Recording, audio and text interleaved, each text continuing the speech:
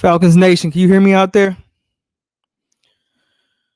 It's your boy, Jazzy Jeff. Real talk, no gimmicks. Bring that real Falcons talk to real Falcons fans. And I don't even know where to begin. So I made an entire list of things I just want to talk about. The Atlanta Falcons are like a rerun movie. Y'all know Fast and Furious 1, 2, 3, 4, 5, 6, 7, 8, 9. Instead of Fast and Furious, it's Falcons fuck up 20. That's what movie we're on right now. And it don't matter what players you swap out. It's the same goddamn movie on tape. You just take that Super Bowl tape, you edit it, you take Robert Alford out of that movie, and then you plug in Isaiah Oliver's sorry ass. That's what you do. You take the same score, you tweak it a little, and you fuck up a lead exactly the same.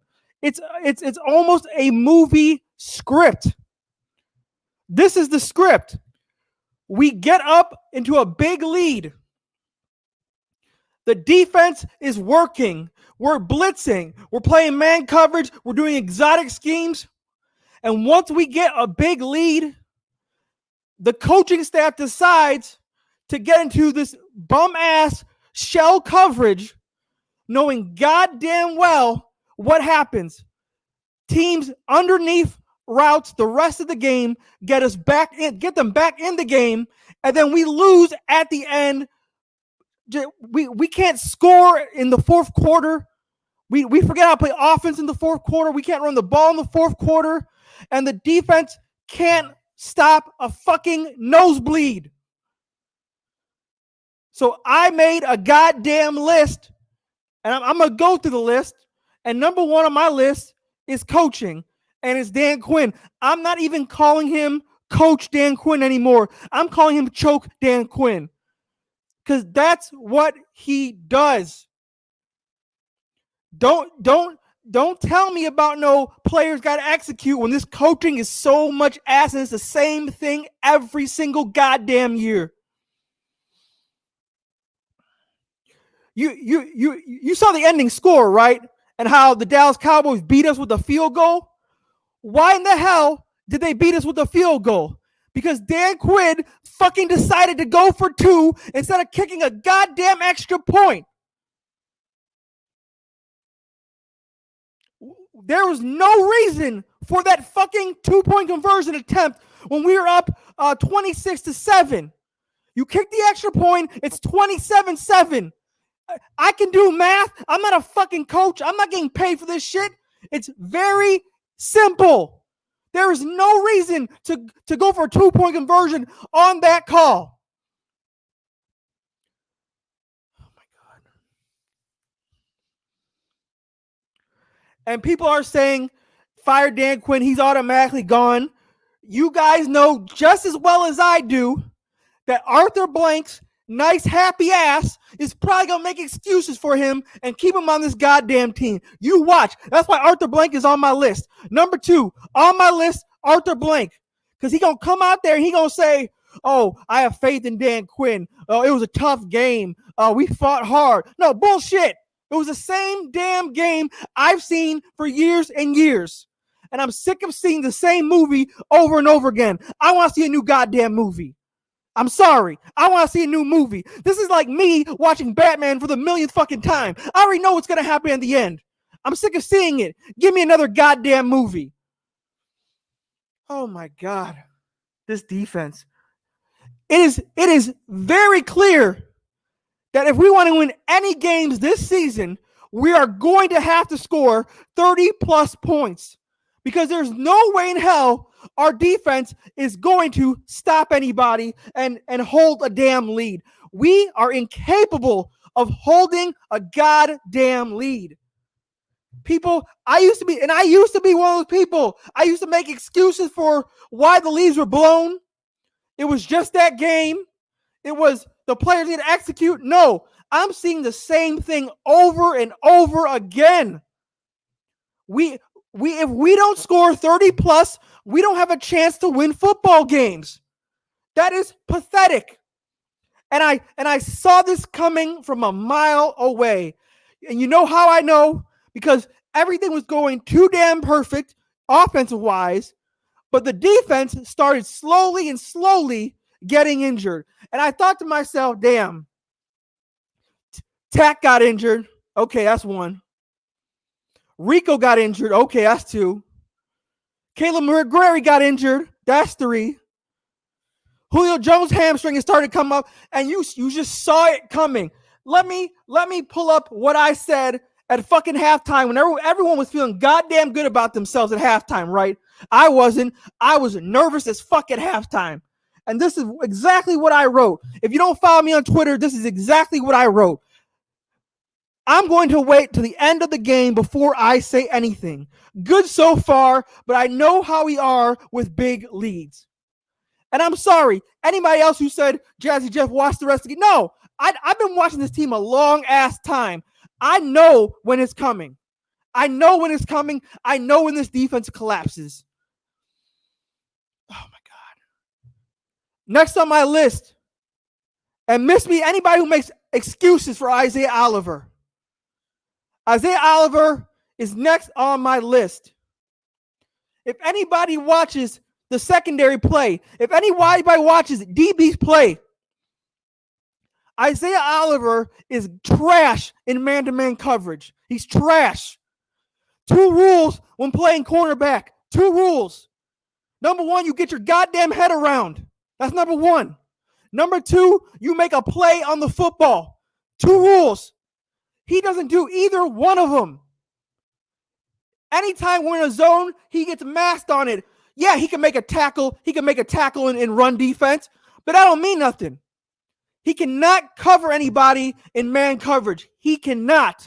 Isaiah Oliver is a liability on this team. And I can't believe the day came where I had to defend a Robert Alford and a Desmond Trufant. Because just like everybody else, we was all happy to get rid of those guys. But we weren't ready to replace them with Isaiah Oliver, who clearly wasn't the guy. Thomas Talented, you are dead ass wrong on all of this, bro. And I'm not going to waste my time getting into it because you're just a troll right now. That's all you are. You don't add anything to a conversation. All you want to do is talk shit and pump your chest. You don't do nothing to add to the conversation. You don't. Oh, my God. Next on my list, Jaden fucking Graham and the special teams unit. What the fuck was he doing staring at an onside kick rolling down the field for 10 yards? Does he know anything about football? Does he know anything about special teams? Matter of fact, I want to go back to coaching because it didn't even look like a solo act. It looked like the team purposely was not touching the ball. I saw Jaden Graham not touch the ball. I saw Sherrod Neesman not touch the ball. And there was someone else who didn't touch the ball on purpose. Don't you know that after 10 yards is the live ball? Does anyone not know that on this team? It's very simple. But I'm blaming Jaden Graham because he was right there and had multiple attempts to just fall on it. That's all he had to do. What the fuck was he doing? Unbelievable. And let me get back to the injuries. You know, going into this game, and one of my keys to this game was taking advantage of the Cowboys' injuries, which we did for the first half. The defense played okay for the first half, but we came out this game with more injuries than the damn Dallas Cowboys. Let's start with Tack McKinley. Tack McKinley. One of the only good things the Falcons did this year was decline Tack McKinley's option. Because every single time I am about to turn the corner on Tack McKinley and give him some goddamn credit, this motherfucker gets hurt all the time.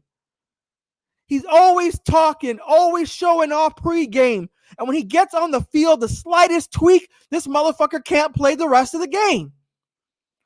Julio Jones out there with the hamstring battling. It's like I don't know if Tack doesn't care. I don't know what it is. I don't know if he's just injury prone. But I guess that's what it is.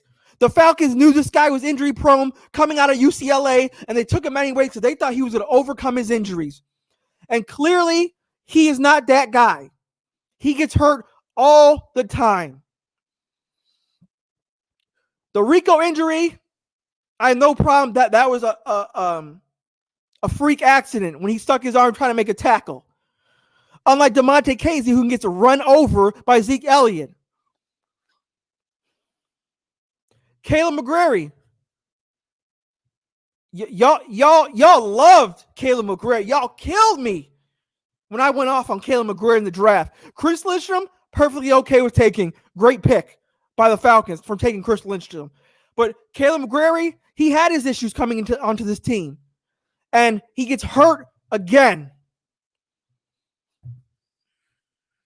You know, it'd be nice. It'd be nice. It'd be nice if Choke Dan Quinn started Matt Hennessy. Because apparently James Carpenter is so great that all the other teams got rid of him. He was so great that other teams got rid of him. They got rid of him for a reason. Why aren't we starting Matt Hennessy? I thought when you prove yourself in camp, regardless if you're a rookie or veteran, when you prove yourself, you get a chance to start. I thought Dan Quinn was all about opportunities. And it seems like he loves getting opportunities to some of the most garbage journeyman players, but refuses to give opportunities to a guy like Matt Hennessy, who plays his ass off. A guy like Austin Larkin, who played his ass off. Oh my God. What other injury? Who was the other one who got injured?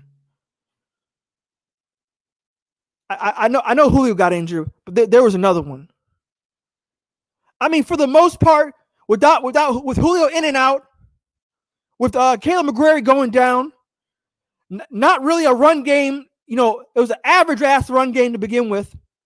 Matt Ryan, we wasted another Matt Ryan gem performance of a game.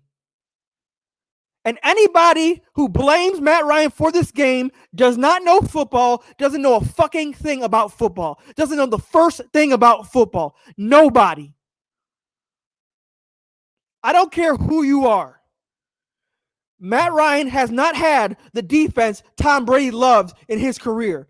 Matt Ryan has not had the defense and takeaways that the Saints had in Drew Brees' Super Bowl year. I don't care who you are.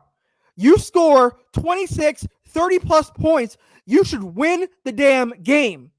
You throw 4 touchdowns, you should win the damn game. I don't care who you are. Any quarterback. And if you're objective, I don't care who it is. If it's Russell Wilson, Tom Brady, Drew Brees, Patrick Mahomes, you know, when they score 30-plus points, their team wins the goddamn game. You know why? Because their coaching staff doesn't fuck it up. Their defense doesn't collapse. And that's what's happening. That was a waste of a great Matt Ryan game. Unbelievable. So you can miss me with this. That was Matt Ryan's fault. That is a joke. And if you say it's Matt Ryan's fault, you don't know football. You just don't. So you need to shut your ass up and sit in the corner because you don't know football, period. You don't. I understand if you look at the box score, you didn't see the game, but if you watch the game, there's no way you blame that on Matt Ryan. No way. Dan Quinn, every single game, coaches this team, sets them up for failure. And the players have to fight out of the failure every single game just to give us a goddamn chance. That's what happens. Every single time.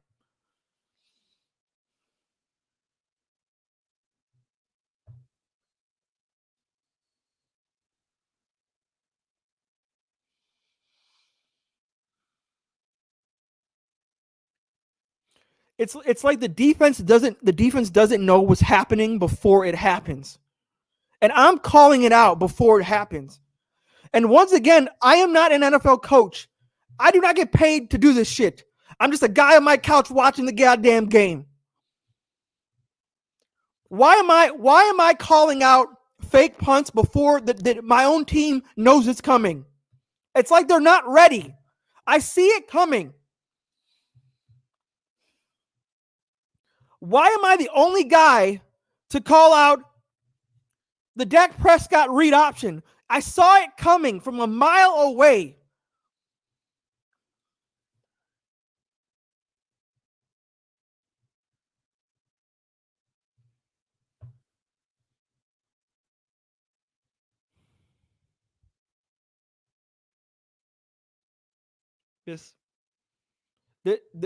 This team is the same movie every year. I'm going to say it again. It doesn't matter who we draft. It doesn't matter what free agents we bring in. The moment they get to our team, they do the same exact fucking things up that Dan Quinn coaches every single game, every single year. It does not matter. I'm so sick of people making excuses for Dan Quinn. And I understand as players, you're not supposed to bash your coach. That's not a good thing that players are supposed to do. Calvin Ridley after this game had a great game, by the way. Shouts out to Calvin Ridley. He said this is on the players. He said there's no way you can blame Dan Quinn. I'm sorry, Calvin Ridley, but you are dead wrong.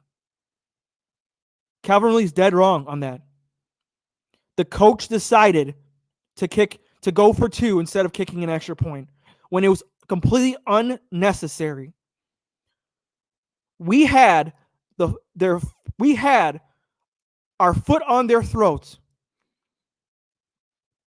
And we were a good coach, William Paul, Morris fucked up too. I already brought up the defense.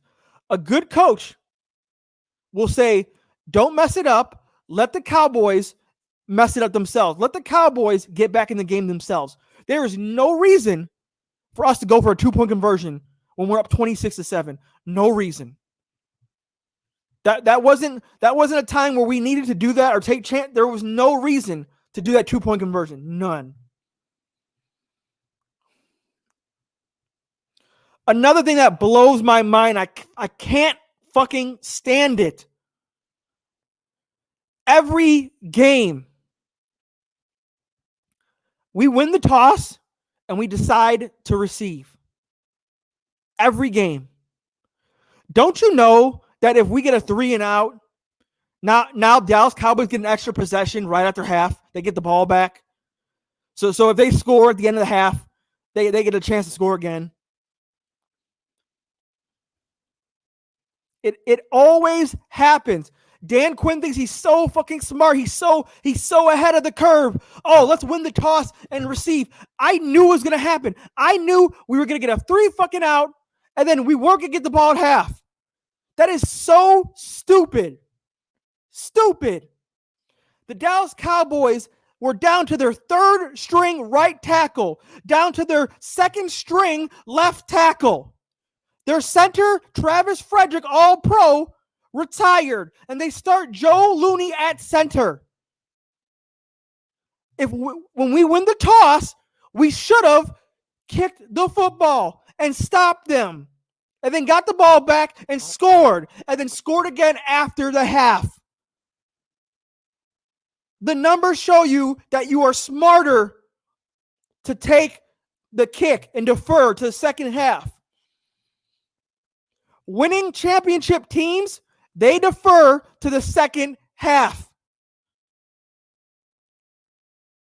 The New England Patriots, under Bill Belichick, they defer to the second half.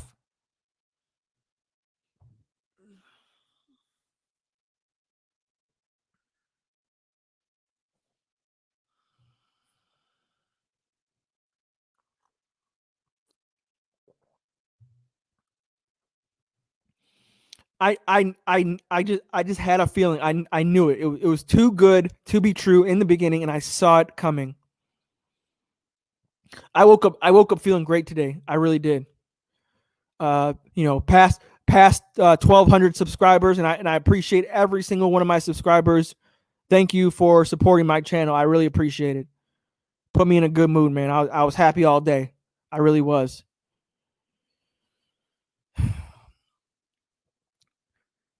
To me, it was the moment Tack McKinley got hurt.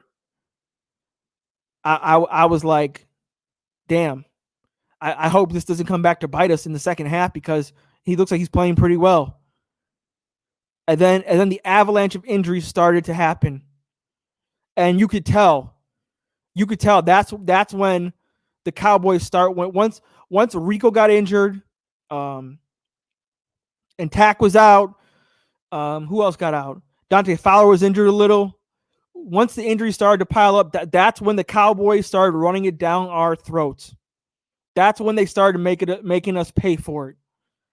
And I knew it was going to happen. Oh my God. And let's talk about the guys who aren't even playing right now. Marlon Davidson. When is it time that we start worrying about Marlon Davidson making it on the field? I mean, every week. And I'll say this again, it's not just injury. Dan Quinn said he's not confident in Marlon Davidson's conditioning to get on the field. That is a problem. You shouldn't have to be motivated in the NFL to be conditioned to play. That is a problem.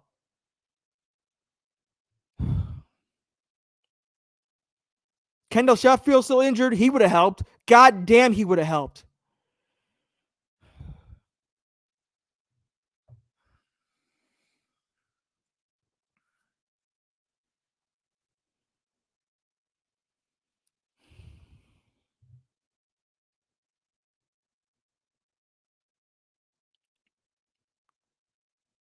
I've seen head coaches get fired for less in the NFL with other teams. I can't believe this. You know, as bad as Mike Smith was with time management, his defense was ready to play. I don't remember Mike Smith blowing big leads like this. I don't. On a consistent level, I don't remember Mike Smith doing this. Yeah, shout out to Russell Gage, man. He had a great game, but it doesn't matter because we lost. I don't give a shit about stats. None of that.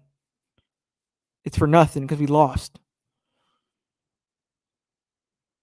There is no excuse for losing in this game.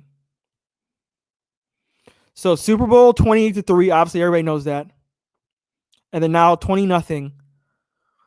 Dan Quinn's second 20+ blown loss game. I mean, this is what he does. This is who we are. And we always say on Unintentional Grounding, me, Matt, Mike, and Lieutenant Dan and Rise Up Rundown, we bring that positivity. We always say that, but today just ain't that day. Today's the day where we look in the mirror and we just say we're not a good team. We're not. Some players on the team are. Matt Ryan's a good player. Julio Jones is a good player. Calvin Ridley's a good player. Hayden Hurst looks like he's going to be a good player. But I have no confidence in this defense to hold a lead. I've lost all confidence in this defense to hold a lead. And like I said, we're going to score 30+ just to be in the game. Because 25, 20, 30 is not enough. It's clearly not enough. Because the coaching is going to do the same goddamn thing. People thought Raheem Morris was a boost. Raheem Morris is just another recycled coaching carousel on this Dan Quinn administration coaching team. And it's time we wipe our hands with all of them, including Thomas Dimitroff, all of them. It's the same script every game. You go away from what was working on defense because you think you're so comfortable that you can sit back in the third and fourth quarter. It's almost like they don't expect the team to come out and play with urgency.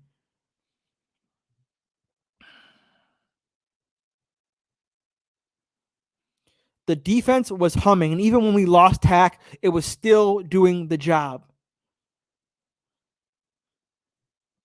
And then we go to that stupid cover shell defense.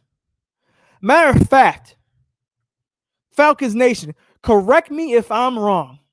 Tell me if my eyes deceive me, because I looked at it several times on the replay. On that big Amari Cooper catch, that catch, I think it was like one-handed catch, Amari Cooper. Was that not Keanu Neal in coverage chasing him? Man, he was not playing zone. It was Keanu Neal chasing him. Tell me if I'm wrong on that. Did y'all see what I saw? Please, in the comment section, tell me if you saw that. On the Amari Cooper big catch, was that not Keanu Neal chasing him by himself? Keanu Neal has no business running with Amari Cooper in man coverage. None. And you know who that's on? That's on fucking coaching. He is a strong goddamn safety. What strong goddamn safety you know runs with a number one receiver? Who does that? Who fucking does that? We do. That's who does that. We do. Dan Quinn does that. I'm not even going to say me or we, because I'm not out there playing. Hell. Why are we put guys in so many bad, dumb positions and we expect them to succeed? I don't understand that. AJ Terrell had a good game. He is worth something. You know what? I apologize to AJ Terrell. I dissed him when we drafted him. I doubted him when we drafted him. And I'm sorry, AJ Terrell. You look like a pretty good player. Kendall Sheffield, if you're on the field, I have faith in you. Darquez Dennard, he's okay. But Isaiah Oliver is trash in man coverage.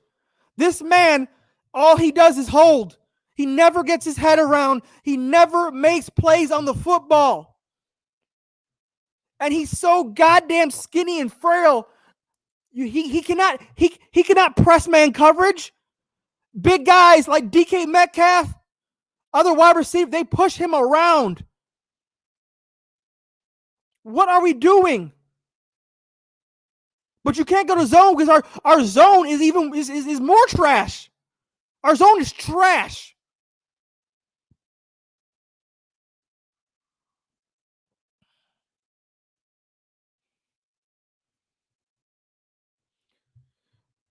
The only thing I can say is, oh my God, we did slightly better on screens today. I mean, usually we look fucking abysmal. Oh my God.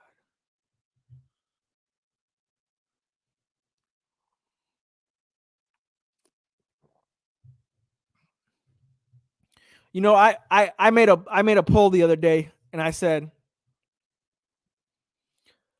what would warrant a Dan Quinn firing? And the options were, he should be fired already. Wait till the end of the season regardless. Team goes 8-8 or worse. And I was one of those people who said, I voted for 8-8 or worse. I don't know if I can wait that long anymore. I don't know if I can wait that long anymore. It is the same script every single week. And then the moment we blow the lead, Dan Quinn always says, you know, this one hurts, and you know, we got to learn our lesson for this one. We got to learn our lesson. No, motherfucker, you got to learn your goddamn lesson. You stop telling other people they got to learn their lesson. It's you, motherfucker. You don't know how to keep a goddamn lead. It's you. You make dumb decisions. You love going for it on every fourth down when we're up big and we're playing a field position game. It's you. Don't tell anybody else they need to learn their goddamn lesson. It's you.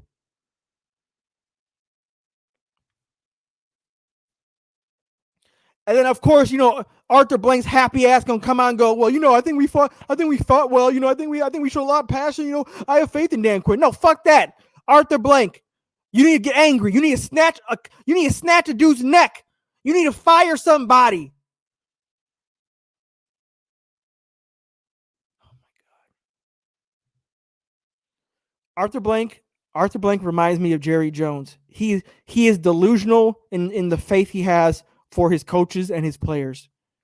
Riding Jason Garrett for that long, the 8-8 team. That's who Arthur Blank reminds me of. He reminds me of Jerry Jones. Arthur Blank is Jerry Jones without the brash talking. That's who he is. He's delusional in his faith for the coaches. He loves recycling the same damn coaches. We recycle the same players over and over and over again. So Arthur Blank has a blind faith in his dumb coaches, and the coaches have a blind faith in these dumb bargain bin players every year. How many times are we going to keep re-signing, cutting people, putting them in practice squad, giving them a chance, signing them again, playing them again? Guys who we know are average at best. Guys who we know other teams got rid of them for a reason. But no, leave it to Dan Quinn, who thinks he is so full of himself. He thinks he can turn shit into gold. And he will re-sign a Luke Stocker 30 million times. He will keep re-signing a Sean Harlow. He will sign a James Carpenter knowing no one wants his ass. He will sign a Jamon Brown knowing no one wants his ass. He will re-sign a Laquan Treble to the practice squad knowing no one wants his ass. He will pay Devontae Freeman top running back money coming off a goddamn injury. Thomas Dimitroff. Thomas Dimitroff don't get a pass either.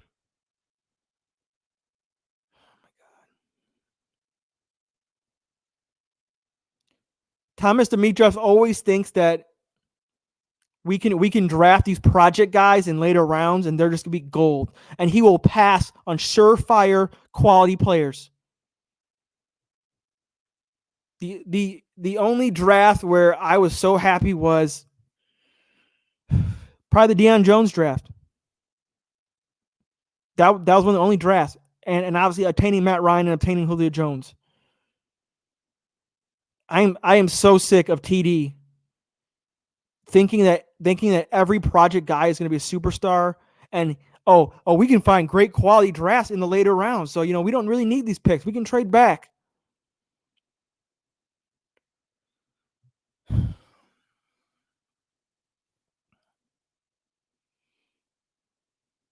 And you know what? That comes from Dan Quinn coming from Seattle. Because the LOB was a ragtag guys, a bunch of guys who went in the later rounds, and they all ended up being almost Hall of Fame caliber defensive players. So Dan Quinn thought he could take that same exact philosophy to Atlanta, and it was just going to work. In my opinion, the LOB in Seattle was an exception. That doesn't happen all the time. They got very lucky putting together that squad of players. And trying to mimic and mirror the Seattle defense in Atlanta is not working. It is not working anymore. We always preaching speed to power and flying to the football. You know what I realized about having a fast, smaller defense? It looks great in the first half. It really does. Guys flying around, sacks, we humming, we talking our shit, blah, blah, blah. But you know what happens to smaller, faster guys in the second half? They wear down. They get tired. And the bigger guys, they don't. That's what happens. So the Cowboys decided, let's stop fucking around. Let's just give it to Todd Gurley right down our throats. I mean, not Todd Gurley, Ezekiel Elliott right down our throats. And that's what they did. You saw it. Moving guys out the way like we were nothing. DeMonte Casey getting run the fuck over. I mean, oh my God. This defense and this clock management. Yeah, you're right. Jerry Dandridge Falcon, you're right. This clock management is a joke. Absolute joke. The only thing I can say, the last guy I'm actually going to defend today is Dirk Cutter. I can't believe I'm going to say that. I can't believe I was going to come out today and defend Dirk Cutter. Can't believe it. Unbelievable. Dirk Cutter actually coached a decent game on offense. We were actually balanced on offense. Guys were wide open on offense. Matt Ryan threw several touchdowns on offense. There was a couple plays in the first half where I don't know if you guys saw the Cowboys versus Rams game. But the Cowboys versus Rams game, there's a couple plays this game I saw was taken directly from the Rams and put into the Falcons offense. There was this one where it was a play action bootleg, and then Matt Ryan came back to a tight end screen to Hayden Hurst. That is a Rams staple. That is a Higbee play, Tyler Higbee play. I was like, oh my God, we never do that. So Dirk Cutter actually called a good game. And then Dan Quinn, this defense fucked it up.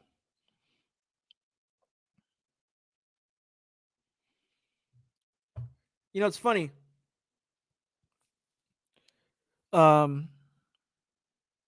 Last game, I felt like the defense was holding them, but we couldn't score any points. This game, we scored all the points in the world, but we can't stop anybody. I mean, when can we just do both at the same time? When can we stop somebody and keep scoring points? Some of the Wildcat plays were good. One of them was god awful. The first one was god awful because the Cowboys were lined up knowing that Russell Gage wasn't going to throw the football. The first one, when we just got killed. The second one was great. And oh my God. Thomas Talented, I'm just gonna ignore you the rest of the time or just block you, dude. You are really gonna sit here with a straight fucking face and say Julio Jones is soft? The guy who kept coming back with a hamstring injury in the game. What a fucking joke that is. What a joke that is. You really think he dropped that ball because he just sucks and he's soft? Really? You didn't notice the way he was running? Wasn't his hamstring hurting him? You didn't notice that? Jesus Christ. What game are you watching? I must need a new fucking TV because Thomas Talent is watching a completely different game than I was watching. He said Matt Ryan sucked in this game and Julio Jones is soft. What the fuck are you talking about? What game are you watching? You're not watching the same game I'm watching.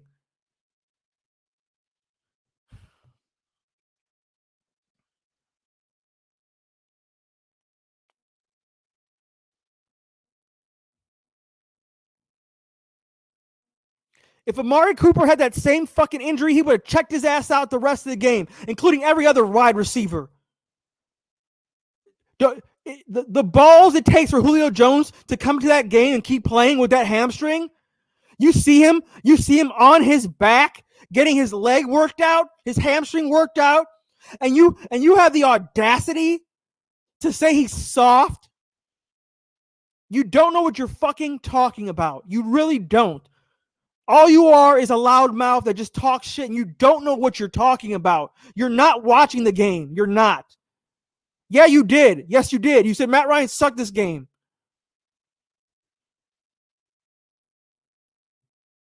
I'm sorry.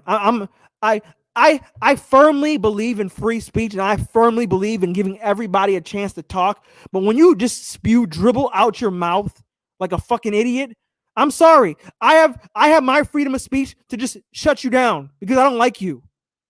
I don't. Yeah, you keep crying because I blocked you on Twitter. There's a reason why. Because you're a dumbass. You say dumbass things. Why do you think I do that?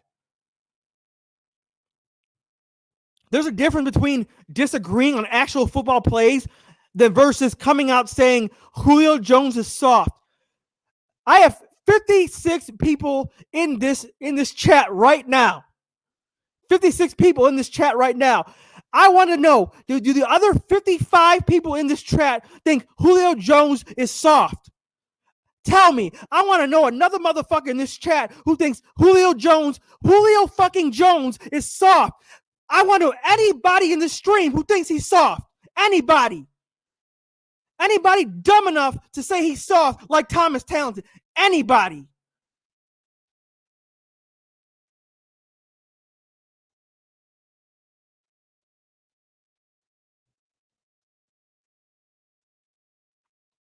I don't care what fan base you are. I got Seahawks fans in this chat stream. I got Giants fans in this stream. And none of them would ever say Julio Jones is soft. What the fuck? Don't you ever fix your mouth to say Julio Jones is soft. If you say Julio Jones is soft, you don't know football. Period. You don't.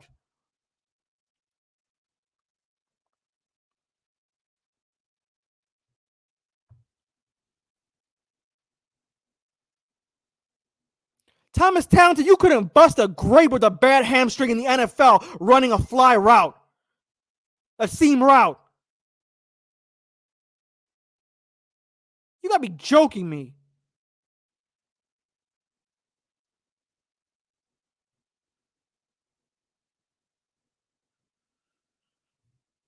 I got a Saints fan in here saying Julio Jones is not soft, he's a beast. You know you fucked up when you got a Saints fan defending our team. After that shitty ass game, you got a Saints fan in here defending our team. That's when you know you fucked up as a Falcons fan. So if you're going to say dumbass shit like that, then just don't be a Falcons fan, period. Find a new team to bitch about. That's what you need to do. Find a new team to bitch about. Go find a new team, period.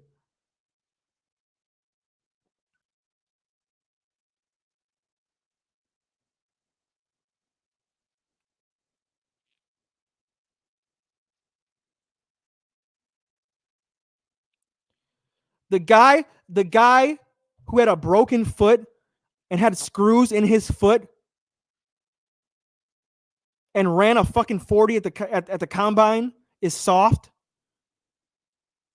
You are so stupid. It's unbelievable. Stupid.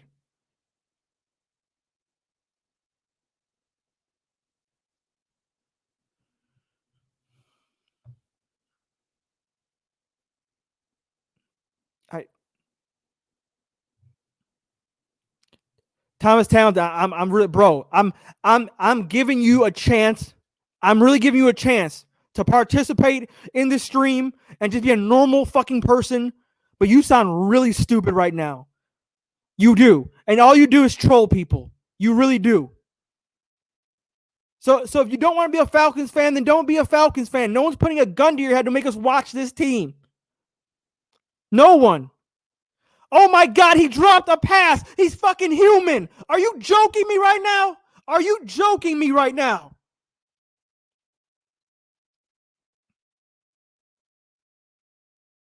So now the bar for elite wide receivers is you must not drop a pass ever in the entire game. That's the bar we're setting now. That's it.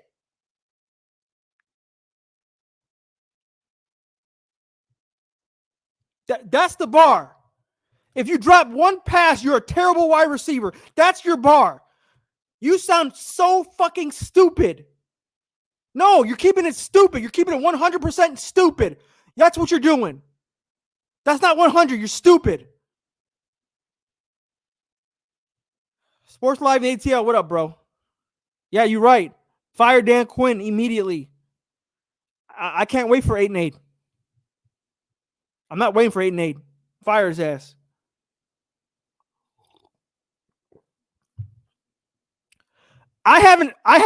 You're telling me I haven't held this team accountable in this stream? Did you really just say that? Did you really just say that? I went through a fucking hit list of players and coaches I shitted on, and you're really talking about holding people accountable and I'm not doing it?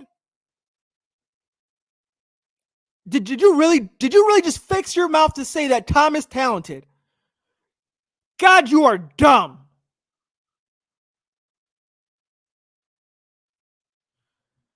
Todd Gurley, first of all, I did not like the run plays at all. Actually, I'm sorry.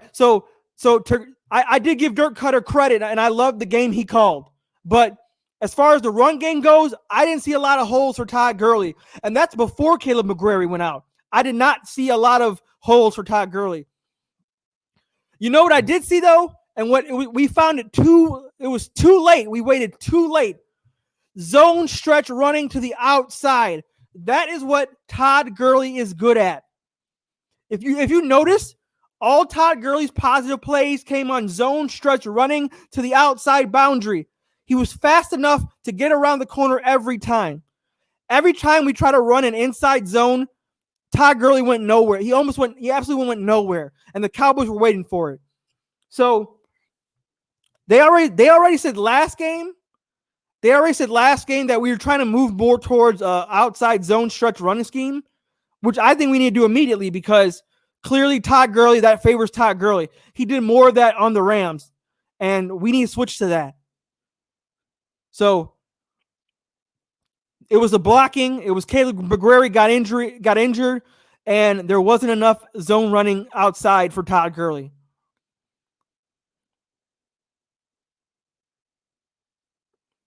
Noah Balter, I'm glad my fucking anger amuses you right now. I'm glad I'm here to make you fucking happy, bro. Appreciate it. Because that game was a joke, and I saw it coming from a mile away.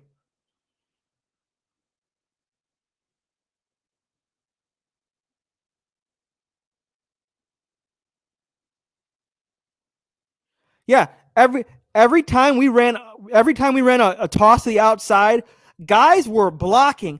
I mean, there was one play. Who was it? They even called him. It was Zacchaeus.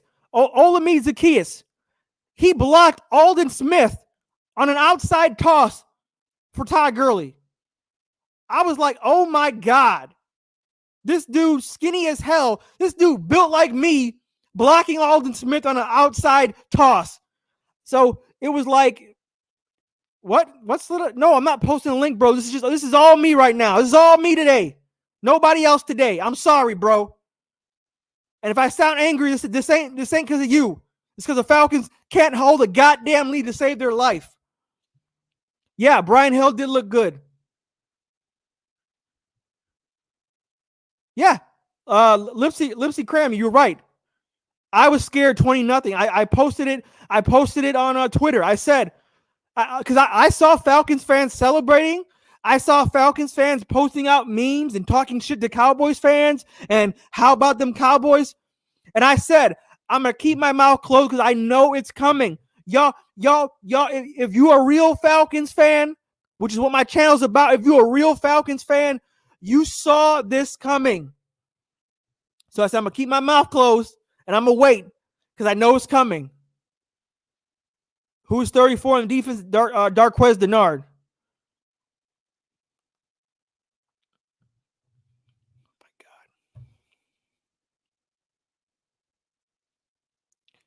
And now we got what? Chicago Bears coming up. Their defense is looking solid. They won another fucking game. They injured Saquon Barkley.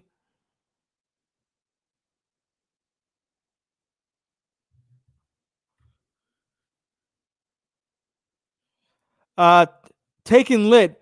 I appreciate the comment, bro, but it wasn't a good game because that was a fucking joke. No one should lose a game like that. No one. That was the type of game you lose in Madden. People, y'all busting the. Are you sure we're busting the Bears? Are you sure? Because we might fuck up another one. I don't know anymore. Until I see it, I'm not going to talk about it.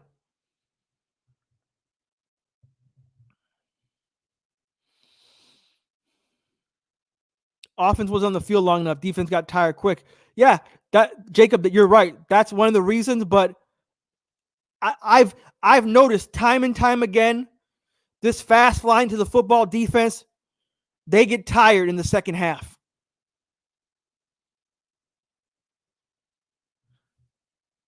All right, Thomas Talent, I'm done with you, bro. I've given you a chance. You saying I'm flexing now? No, I'm done with you, bro. You can sit down somewhere.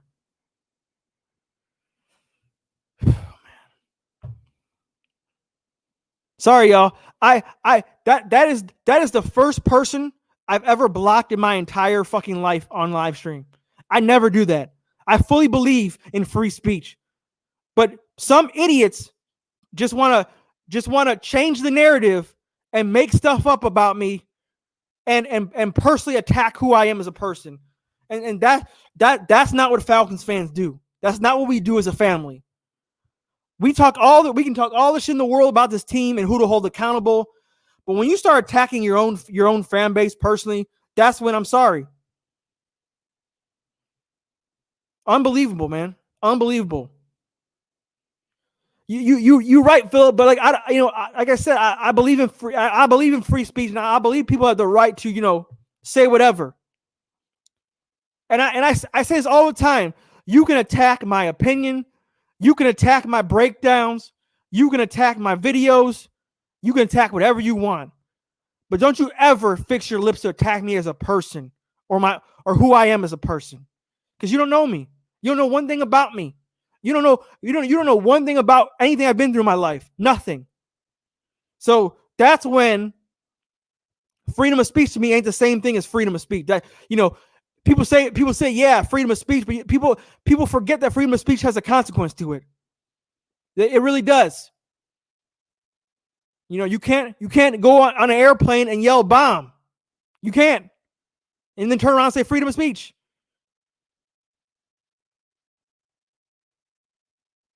Thank you, Malin J, man. I appreciate it, bro.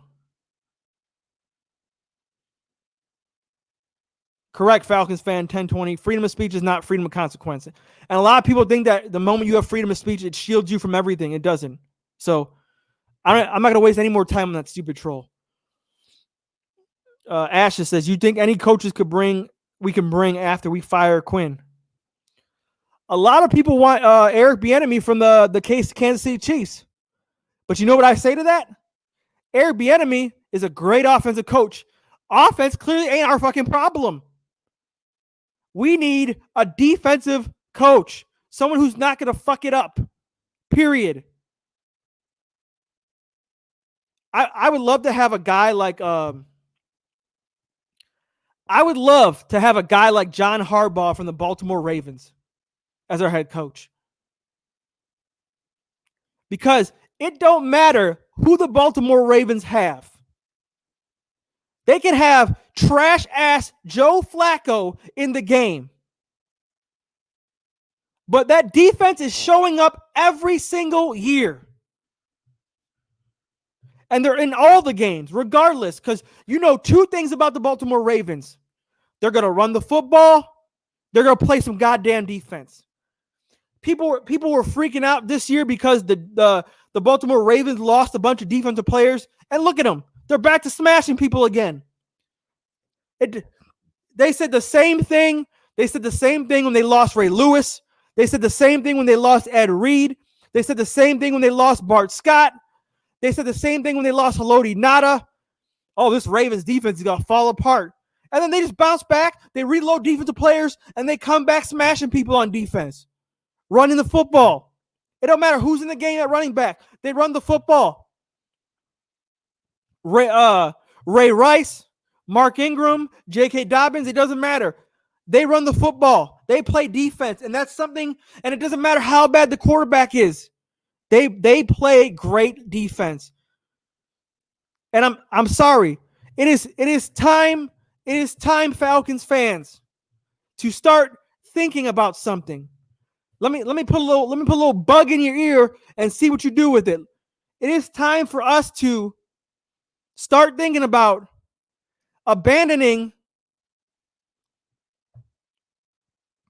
high-powered offenses, scaling down the high-powered offense and fully investing on a defense. Nothing but defense and running the football. Offensive line, defensive line, corners, running the football. I don't know about y'all, but I've watched enough of this Falcons game in the Matt Ryan era, and we waste his years with these defenses that aren't even top 10 defenses. And I'm sick of scoring all these points and losing games, having nothing to show for it. And then I got to come on here and defend Matt Ryan because people don't watch the game. All they do is see Falcons blow a lead, and then they come on here and say Matt Ryan sucks. That's what they do. That doesn't take any critical thinking. If you come on here and see that game, or if you watch that Super Bowl and come on here and say Matt Ryan sucks, you are not a critical thinker. You are not. You are a casual fan. And the whole point of Lieutenant Dan for starting Unintentional Grounding Family, which is me, Lieutenant Dan, Mad Mike Sports, Rise Up Rundown, Real Patman on Twitter, Forever Live Sports in Atlanta. The reason Dan created this whole umbrella of all of us content creators is to be critical thinkers, not be the casual person on Twitter who just spews their mouth and says dumb shit like Julio Jones is soft, Matt Ryan sucks. That's not what we're here for. We're here to bring the realness and educate the fans who might not dig that much deeper into the games. And I'm not disrespecting fans who don't dig that deep, but that's what I'm here for. I watch film, I watch highlights, I go back, I do my research, I look at notes, data, etc. I do that so you don't have to. And it's about time we have to start thinking about abandoning high-powered offenses every year and fully reinvesting in defenses. A solid, every year, perennial defense, and an offense that prides itself on running the football.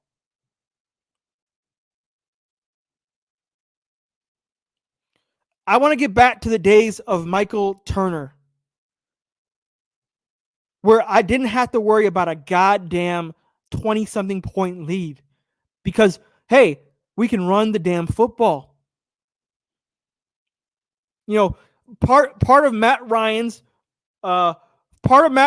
rookie year and starting, he was on a shorter leash because he was a rookie, obviously, but we also had a run game to protect him. He wasn't asked to do much because we had a run game. And I understand Julio Jones is a generational player.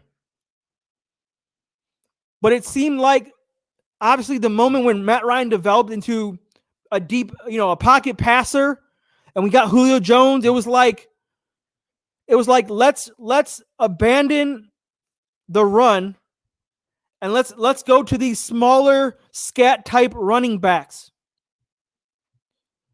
The Devontae Freemans of the world, Jacquizz Rodgers,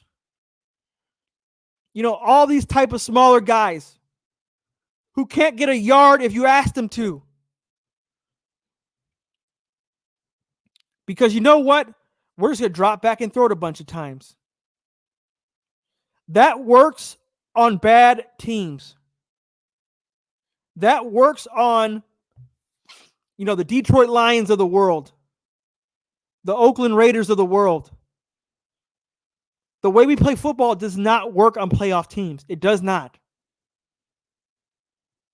You have to run the football. You have to move people off the ball. You have to wear down a defense. People think that going up 20-something points wears down a defense. It doesn't. You know why? Because we got quick turnovers. We scored on shorter fields. We only had 1 or 2 methodical deep drives. And our methodical drives is still passing more than running.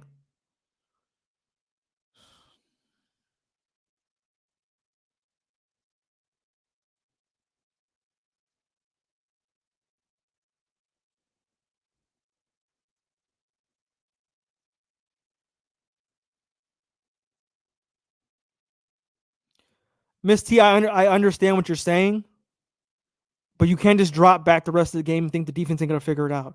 You have to run the football. You have to be balanced. You just have to.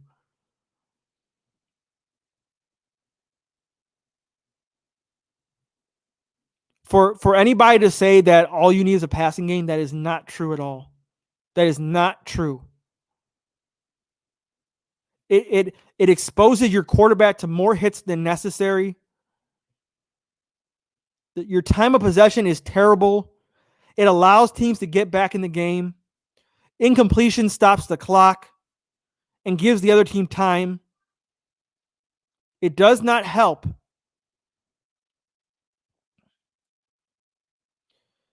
Andrew says, ask Mahomes. Yeah, ask Mahomes when the 49ers let Mahomes off the hook. They should have lost that game. They were terrible at running. Anytime the Chiefs lose, it's because they don't have a run game. But now they have Clyde Edwards-Helaire. They don't have to worry about that. Andre Taylor, what's good, bro? Tab McKinley always does this, bro. Every time I'm so fired up because he looks so good coming out this stance.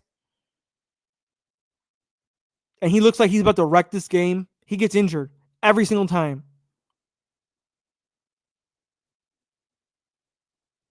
Did you really just call me an idiot, Andrew?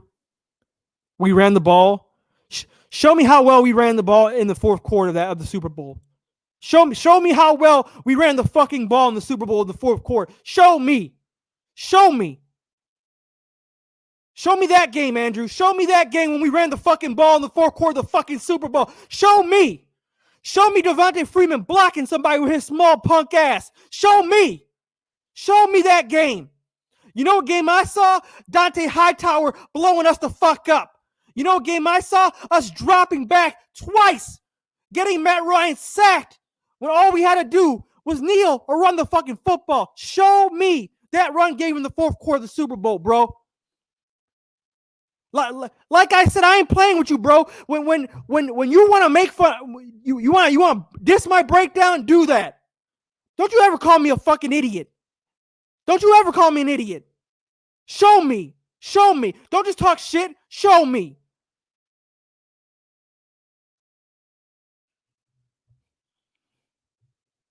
Show me Devontae Freeman's running game in the fourth quarter and third quarter of the Super Bowl. Show me before you open your mouth and talk shit. Show me. You're watching another goddamn game than I was watching. MJ McCurdy, show me Isaiah Oliver being shitty as fuck. Do you really want me to show you? For real?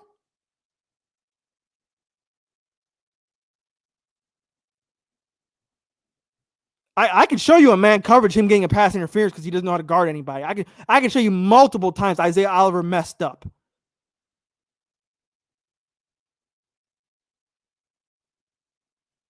Get Jaden Grant off my team. Oh my God. I like Jaden Graham developing as a backup tight end, but Jaden Graham on special teams can get the fuck out. That was, and you know what? I'm gonna say it like I said before early in the stream.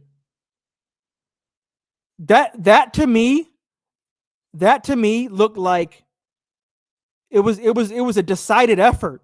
That didn't look like Jaden Graham did that by himself.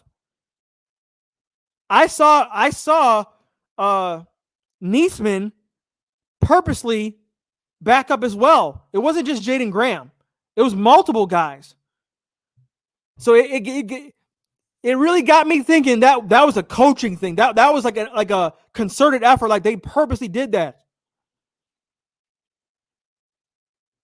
It wasn't Hurst. It was Jaden Graham. It was 87. Go back and watch it. I tweeted it the moment it happened, and I paused my TV.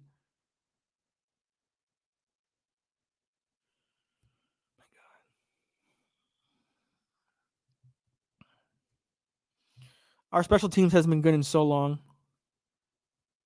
I mean, yeah, you're right, bro. As a Falcons fan, this is what we go through, and it does stress me out. But you know what? I'm not one of those people who's gonna, I'm not gonna let it ruin my day.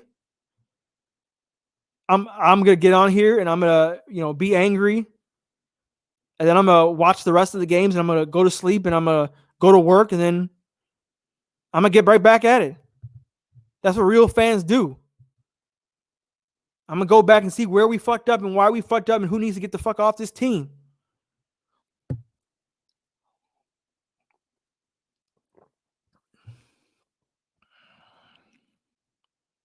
You're right, Ryan. And then we lose again. And then I'm right back in this motherfucker doing the same goddamn thing. Hire Marvin Lewis. Hire Marvin Lewis. Don't make me bring up Marvin Lewis's record on the Bengals. Don't make me. I'm not even going there with you, bro. Paul Mack. I'm going to do that too, Jazz. But it's like, when is enough enough? That's what I said. It's the same goddamn movie. Y'all know that they're coming out with like a Fast and Furious 10. What is it, 10 or 11? Which one is it? Someone tell me in the comment section that's a Fast and Furious fan right now. Which Fast and Furious is coming out next?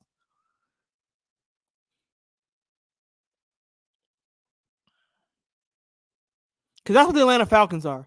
The Atlanta Falcons are fucking Fast and Furious 11. Fucking Falcon fuck up 11. FF fuck up 12. Whatever movie they're on. Fast and Furious 28 and 3 in this bitch. That's what we're on right now. It's the same movie every single time. I was so like, I was one of those people who was happy as hell when we got rid of Alford and Trufant. I thought our problems were over. I honestly thought that. I was naive enough to think that. But it's not the players. I'm one of those people who is a firm believer in player execution, player accountability, player responsibility. But when I see the same thing with brand new players on the team, that's coaching. That's coaching.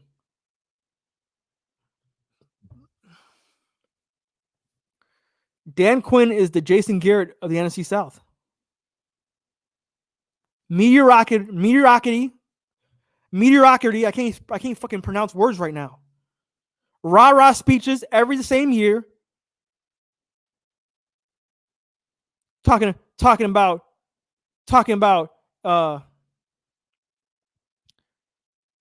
embrace the suck. What the hell was that?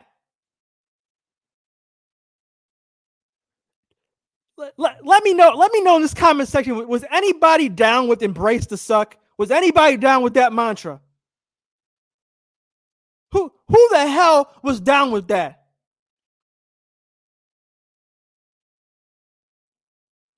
Who the hell comes into a season and says embrace the suck?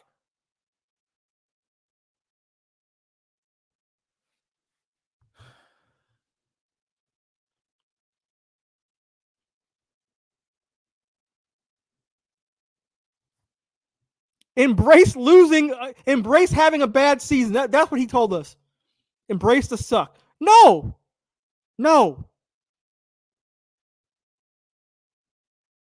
Everything Dan Quinn says, he needs to look in the mirror at himself. Dan Quinn needs to embrace the fact that he sucks. Dan Quinn needs to realize that it's his fault. And people killed me last year. People killed me last year when we waited until like losing 7 games in a row for Dan Quinn to make changes. And Falcons fans told me, oh, the players, they fought for Dan Quinn, and that's why we finished with with the what was we won 6 games straight in last year after losing a bunch to finish 7-9. Players fought hard for Dan Quinn because they love him. No, they won those games in spite of Dan Quinn. Dan Quinn put us in that position because he was too full of himself to give up control of the defense. He thought he can change it around on his own. He thought he could handle coaching the team and managing the defense at the same time. And it was obvious that he could not. Obvious.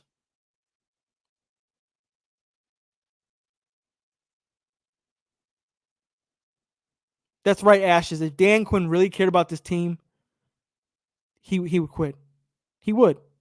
He really would.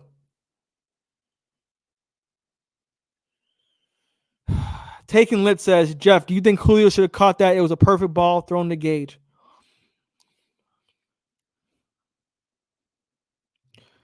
Julio Jones is human, right?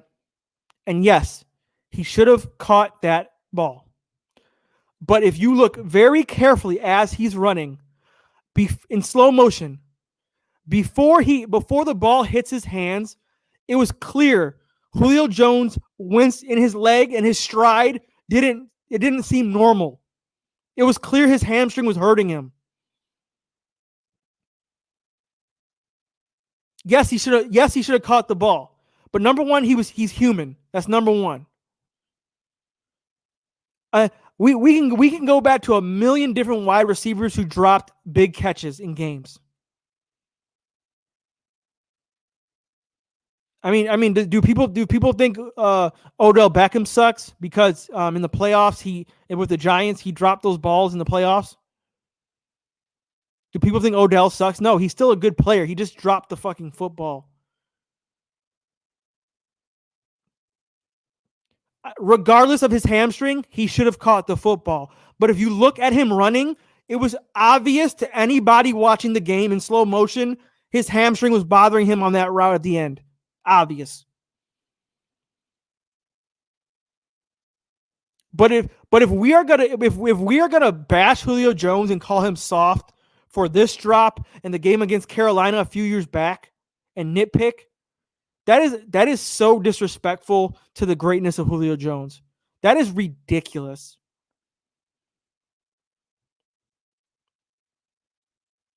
I refuse to talk to anybody, have a serious conversation with anybody saying Julio Jones is a soft player, period. It's a waste of my time. I'm not going to waste my energy arguing with idiots. Paul Max says, what do we do now, Jazz? What's the next step to get back on track? For the season or for the next week? You know, I want to be confident that the Chicago Bears ain't going to score 30 plus on us, but you never know. You never know. Oh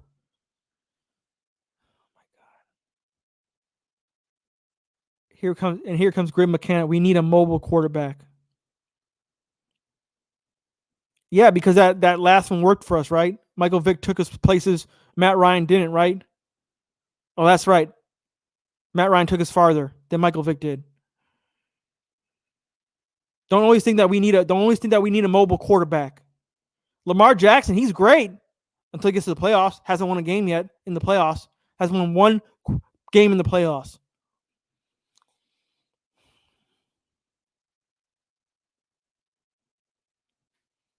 And you want a mobile quarterback behind that offensive line? Really? You want us turning into the Houston Texans, having Lamar Jackson back there getting sacked for his life? For anybody who bashes Matt Ryan for this game, you're just not a serious person, period. You're not. Ryan, 5-10, here we come. No, we gotta get to 0-3 first.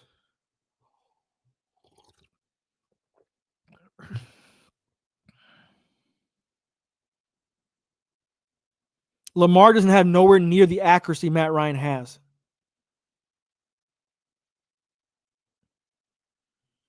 My God. I don't know why people say this. Lamar, Hey, what's his name? Gride Mechanic. Give Matt Ryan the Ravens defense and see what he does with it. Give Matt Ryan Joe Flacco's Ravens defense and see what he does with it. Seriously, because who? I'm sorry. Did Julio Jones go off in this game? No, he did not. Did Matt Ryan still throw 4 touchdowns? Yes, he did. So, what's your point? Because Julio Jones came out the game and Matt Ryan was still lighting it up. Like I literally don't know what game you're watching. I really don't.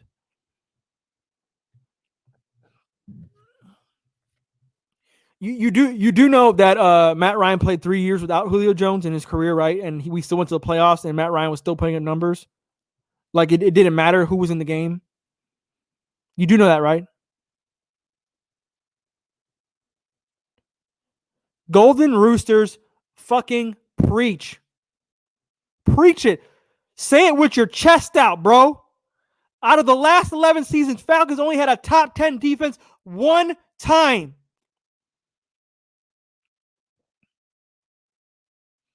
Give Matt Ryan that run game. Give Matt Ryan that defense.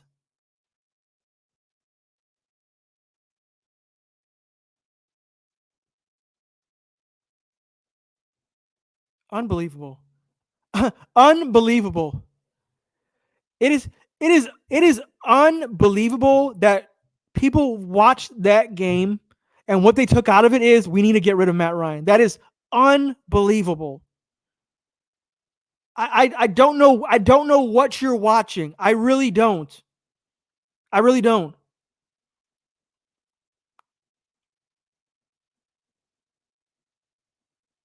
Don't know what you're watching.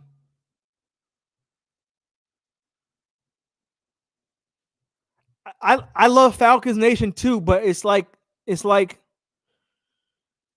some people are reaching for things that are not there. They are. You know, some Michael Vick fans, you know, they think they like close their eyes and they imagine Michael Vick took us to like 3 Super Bowls and won a ring or something. He didn't.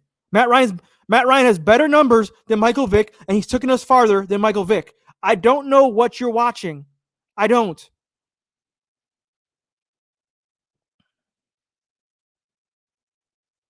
Let me ask you this: if Aaron Rodgers threw for 4 touchdowns and the Packers lost the game, do you think anybody would blame Aaron Rodgers? Seriously, open question. If Aaron Rodgers had the same completion percentage, if Aaron Rodgers had the same amount of touchdowns in this game, if Aaron Rodgers had the same no interceptions, and the Packers lost, which has happened a bunch of times, by the way, including losses to us, do you really think the media the next day comes out and says Aaron Rodgers lost that game? No, they do not. They blame everything else around him. But somehow, our own fan base can watch that game and blame Matt Ryan for that. That blows my mind. Blows my mind. I don't know what you're watching. I really don't. I really don't. Matt Ryan's touchdown passes were solid, crisp. He was moving in the pocket. He was running for first downs. What were you watching? His passing rating was over 120. What were you watching? What were you watching?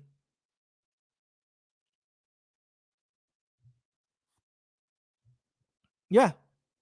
Dak Prescott ran all over us. Ryan, hell no. Stephen A. Smith worship. You're right. That bad man, Aaron Rodgers. He always blames the defense when Aaron Rodgers loses a game.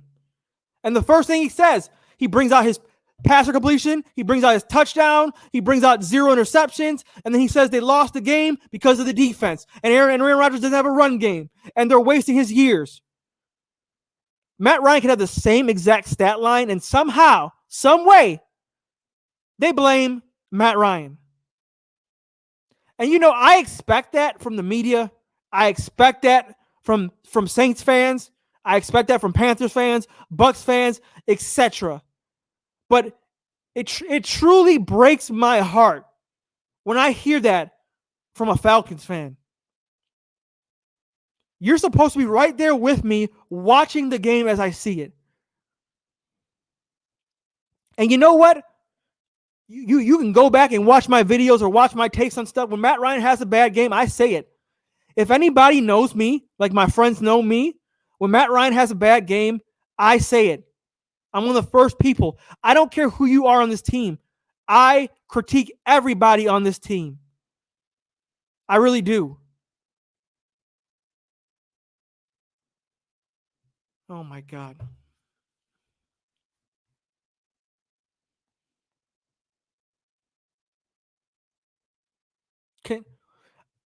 Can we pull up quarter by quarter, and we're really gonna blame Matt Ryan for this game?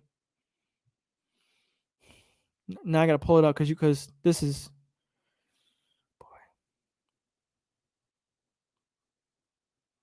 How much we give up in the second? 10 points. How much we give up in the third? 14.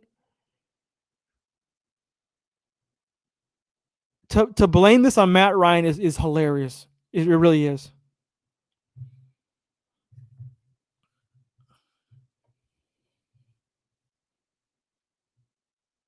Yeah, Ashes, you're right. People were saying that we needed a different quarterback when he won the MVP. I hate to say this, and it breaks my heart to say this. Part of me, there's a part of me that doesn't want Matt Ryan on this team anymore, just so people can stop hating on him.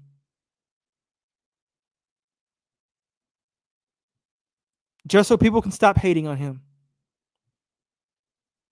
Part of me wants Matt Ryan to go so he can just live his best life and not have people hating on him.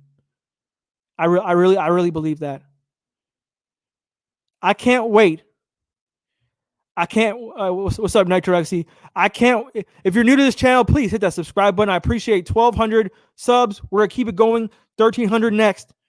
Hit that like button. I can't wait till we get one of these wet behind the ears, young rookie quarterbacks. Let's get a mobile quarterback like Grid Mechanic says, and we have bad records, and then y'all will sit back.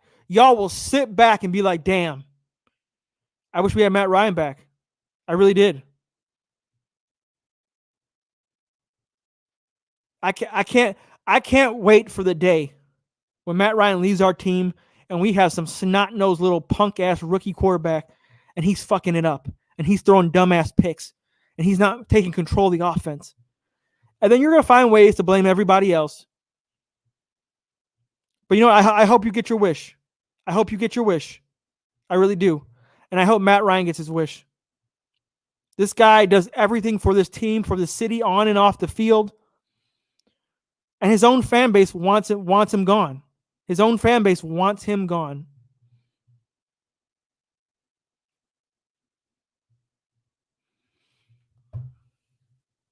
Hey, Grim Mechanic, didn't we try this before? Because when Michael Vick went to prison, remember that? Remember when Michael Vick went to prison and we had Bobby Petrino and he quit on our team, and we had guys like Chris Redman and Joey Harrington. You remember those years? Who remembers that? Who remembers the Joey Harrington, Chris Redman years? Who remembers that? Who remembers that? And that same fucking team. My mic is off. Can y'all hear me? Hello? Can y'all hear me? Who remembers the Chris Redman, Joey Harrington years? And the moment Matt Ryan got on this team with the same team, we went to the playoffs. That's not a fluke. That's not conjecture. That's facts. You want facts? That is facts. Oh my God. We got another talented Thomas on this fucking stream. Vic went to prison. We had Chris Redman, Joey Harrington. Our coach quit on us. And the moment Matt Ryan got off the fucking bus, we went to the playoffs. That's facts. That's not conjecture. And Byron, oh my God, Byron Leftwich.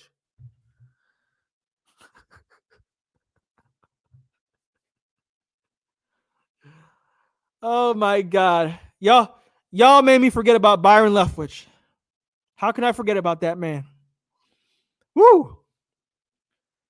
That man was tough, but couldn't throw a damn pass to save his life.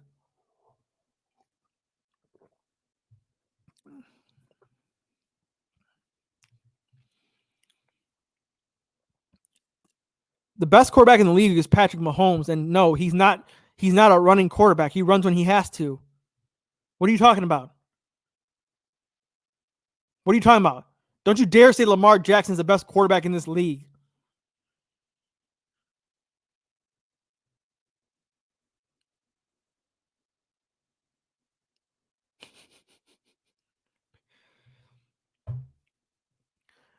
How many years did it take Matt Ryan to win a playoff game? Grid Mechanic, how many years did it take Matt Ryan to win a playoff game?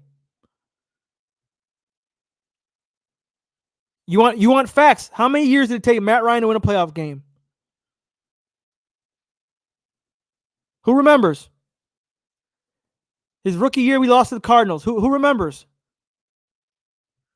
Somebody in this chat. How many years did it take Matt Ryan to win a playoff game?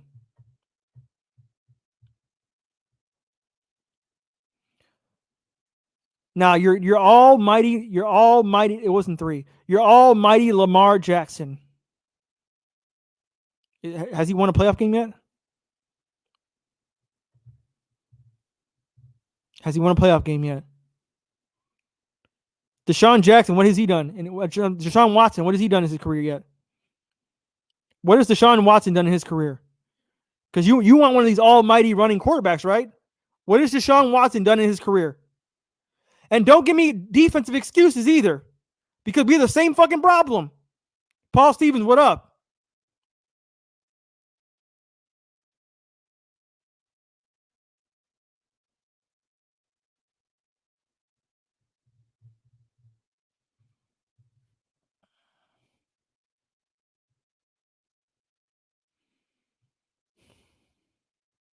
Ryan, Dan Quinn is still promoting the brotherhood.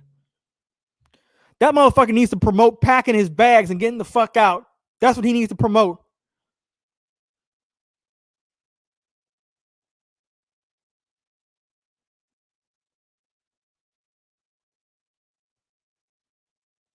Andre Taylor's blaming coaching. Yeah. Yeah, you figured out that Deshaun Watson can't do much without a defense and coaching. J.J. Watt gets hurt every 5 seconds. He is one of the dumbest coaches in the world. The team is built poorly. So is ours. Our defense is built poorly, period. We're really going to this? D-Boy, your dog. Appreciate you joining the stream, bro.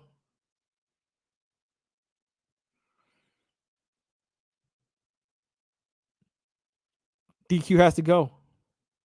We do need a different voice. I'm sick of the rah-rah speeches. I'm sick of not adjusting to changes in mid-game. I'm sick of poor game management. It's funny because, you know, my Chicago Bears fans, we always joke around about who has the worst managed team, the Bears or the Falcons. And I used to laugh at them and make fun of them. You know, I used to say it was always the Bears, you know, drafting Mitchell Trubisky and passing on Deshaun Watson and Mahomes. But after this game, it's like I can't argue anymore. I think we have a worse managed team.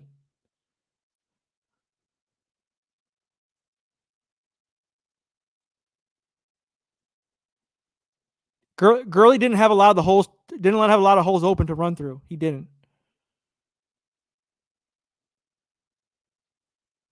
What's your point, bro? Deshaun Watson hasn't done anything in the playoffs.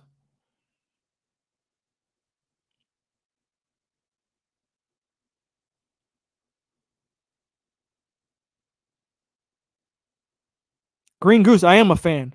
Who did I say I'm going to shut this channel down and never make a video again?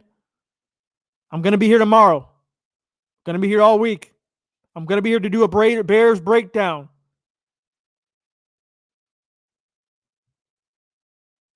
I'm coming on here to talk about the game and what happened. How the hell is that crying? That's called holding my team accountable. So you got a certain type of fans that don't ever want you to hold the team accountable, right? Because if you do, you're crying. And then you got another type of fans who just want to bash the team continuously. I'm here to bring perspective.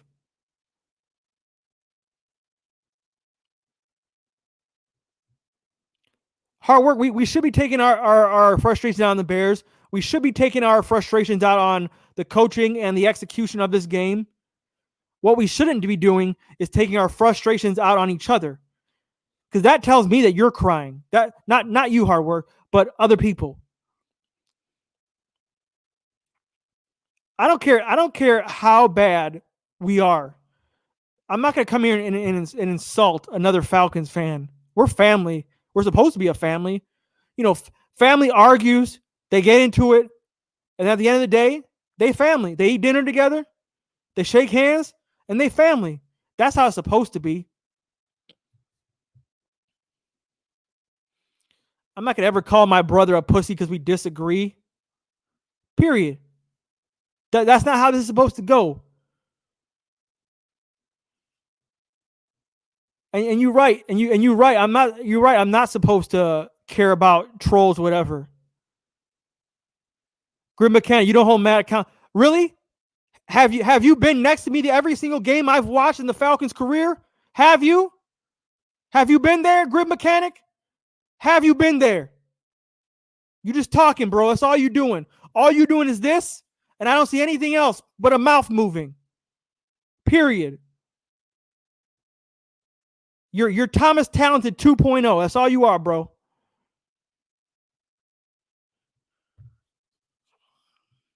Anybody who knows me knows I'm not afraid to hold this goddamn team accountable. Matter of fact, if you want to know one of my first videos ever was me yelling at the Falcons for having a bad NFL draft when we drafted who was it? McGrary and Lindstrom, and I went on. That was one of my first videos ever. And people ripped me apart. I'm talking about this is like when I had like 1 subscriber, like no views. People ripped me apart and said, "You're nothing but a hater. Delete this channel. Don't ever make a video again. You hate the Falcons." Okay. So I was like, okay, you know, I make another video. I support the Falcons. People come out and they're like, "Jeff, you're too soft on the Falcons. You're too nice on them." That's when I realized, number one, you can't please everybody. And number two, it doesn't matter how well you're doing, someone's going to hate you for what you're doing, period. Someone's going to hate you for whatever you're doing. It don't matter. It don't matter how great of a person you are, someone's out there to take you down, period. So don't concern yourself with them. Martin Luther King, one of the greatest men ever, and someone killed his ass. What does that tell you? What does that tell you? There's always going to be a hater out there. So you know what? I ain't losing sleep over that. That's your opinion, bro. Your opinion. I actually watch football. I actually break down football. I break down the coaching, the defense. I'm gonna say it one more time for you guys. If you watched today's game and blamed Matt Ryan, you don't know football, period. And I will put that up against any Falcons content creator ever. I don't care who it is. You can ask Pound for Pound. You can ask Smitty Sports Machine. You can ask Rise Up Rundown. You can ask Mad Mike Sports. You can ask Lieutenant Dan. You can ask Rise Up Rundown. You can ask CC Rider Tag. You can ask the Game Changer. I don't care who it is. Any Falcons content creator. I want you to tell them it was Matt Ryan's fault we lost this game, and you're going to get your ass laughed at because you don't know what you're talking about. And I feel sorry for you. I really do. I feel sorry for you. And as a Falcons content creator, I will respect your opinion as a Falcons fan because I'm a man of the people. But you are dead wrong, and you don't know what you're talking about. So, moving forward, I'm going to have to break down the Bears game, even though it's going to be hard for me to get over this one. And that's what we're going to do. We're going to keep it moving because I'm not going to hide when we lose games. I'm not going to hide when we have bad records. You know the true mark of a real Falcons fan and a real Falcons content creator? Blake Wagner, unbelievable. These people, they're just a waste of my time, waste of my breath. The true mark of a Falcons content creator is, does he disappear when the going gets tough? Or does he stick around during these hard times? I didn't just become a fan during 2016.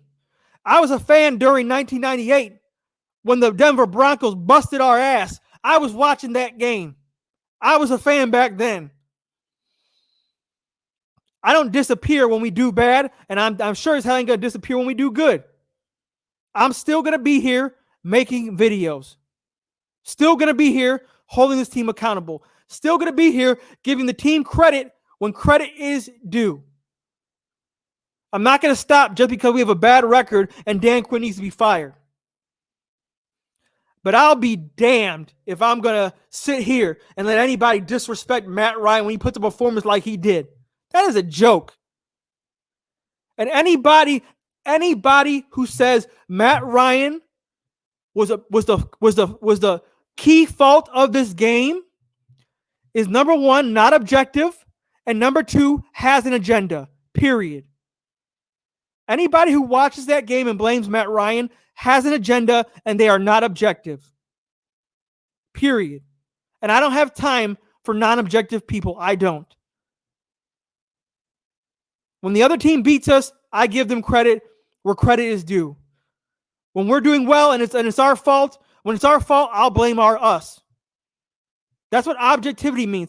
Objectivity means, regardless of who the player is, whether you like them or not, whether you think one is better than the other, objectivity means when you put up the equal numbers and they're equal, you judge each player equally. I don't have an agenda.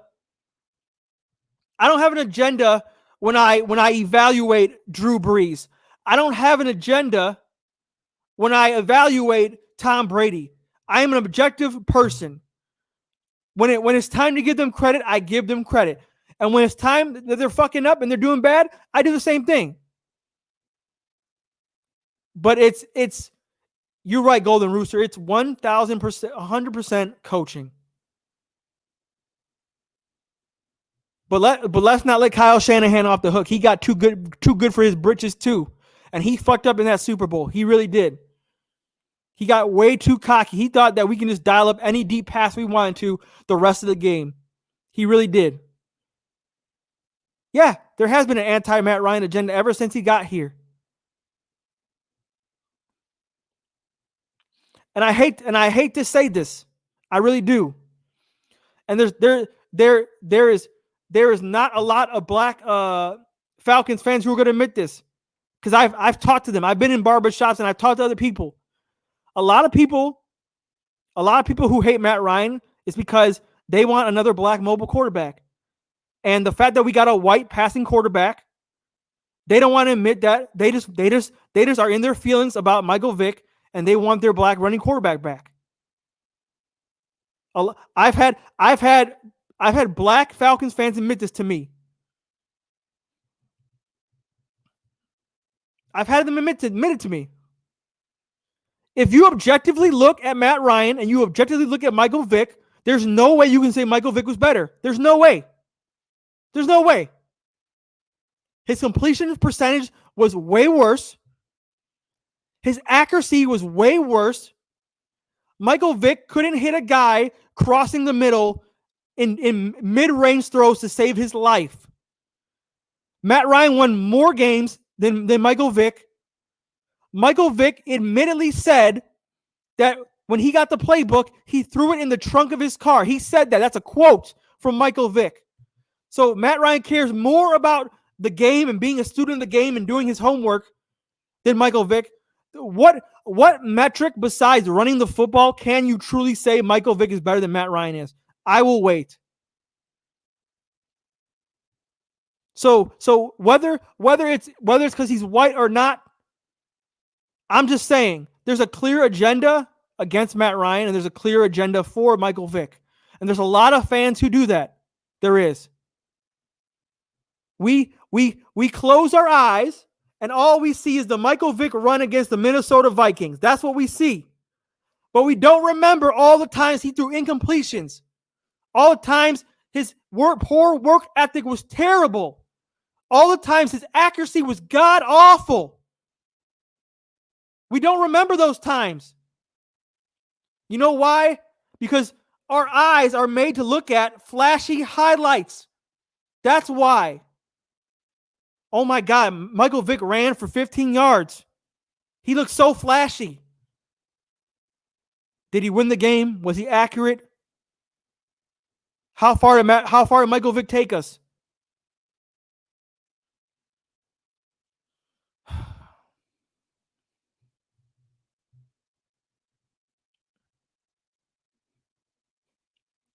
Matt Ryan passes John Elway, and people really still thinks he sucks. It's unbelievable. So I don't want to go any further than that. I want to watch the rest of these football games.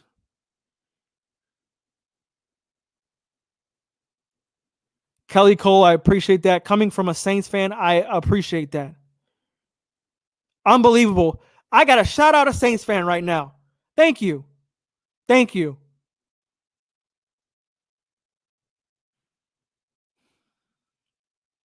Hardwick 20, really? Because Michael Vick had weapons on the Eagles.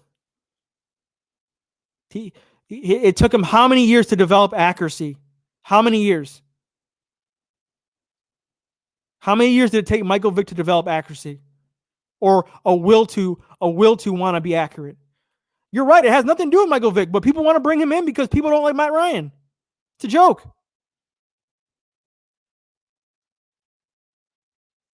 Who beat us today? A mobile quarterback? Really? I guess nothing we did on our coaching had anything to do with that. It was just all Dak Prescott, right? Right? Wow.